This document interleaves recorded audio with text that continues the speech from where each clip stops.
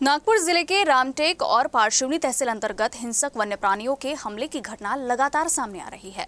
रामटेक तहसील में पौनी वन परिक्षेत्र अंतर्गत सोनेघाट शिवार में 2 गाय और एक बैल पर हमला किया गया, जिसमें बैल की मौत हो गई।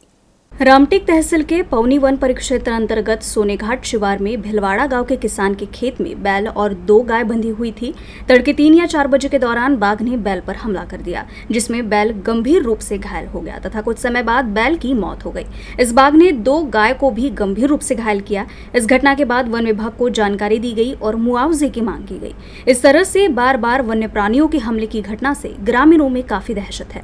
काल रात्री शेती केली म्हणजे वाहिली आणि त्याच्यानंतर संध्याकाळी मी माझ्या शेतात माझे बैल जनावरे बांधले आणि संध्याकाळी बांधले आणि सकाळी येऊन बघितलं तर वाघाने 2 गायीला घायल केले आणि एक बैल ठार केला। असं याच्या अगोदर पण असंच मागच्या वर्षी एक बैल मारला होता माझ्या, त्याच्या म्हणजे मारला आणि पैसे जेव्हा गव्हर्नमेंटकडून पैसे आले ते 8 महिने वेळ लागला, मग त्याच्यामुळे माझी शेती मागच्या वर्षी पडीत राहिली। त्याच्यासाठी ह्या वर्षी पण सुद्धा मला लवकरात लवकर भरपाई द्यावी यासाठी मी प्रशासनाला विनंती करतो। आज दिनांक 28 ऑगस्टला विलास कातोरे राहणार भिलेवाडा यांच्या शेतामध्ये वाघाने हल्ला करून एक बैल जखमी झाला होता। काही काळाने तो मेला।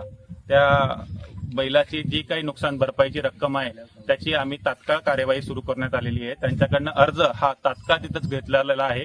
सर्व लोकांच्या समक्ष आपण त्यांचा मौका पंचनामा करणार आहे आणि तात्काळ हे प्रकरण माननीय आपले सहाय्यक वनसंरक्षक रामटेक यांच्याकडे मंजुरीसाठी पाठवण्यात आहे आणि लवकरात लवकर त्यांना नुकसान भरपाई करण्याची मी आमच्या स्टाफला कर्मचाऱ्यांना सांगण्यात आलेलं आहे। 2 गायी जखमी झाल्या आहेत, त्यांचे आपले जे पशुवैद्यकीय अधिकारी आहेत त्यांचे नाव काय येवतकर साहेब यांच्या मार्गदर्शनाखाली त्यांच्यावर आपण इलाज करणार आहे आणि त्यांनी जे काही बिल वगैरे लागतील त्याची नुकसान भरपाई आम्ही तात्काळ त्यांना केली।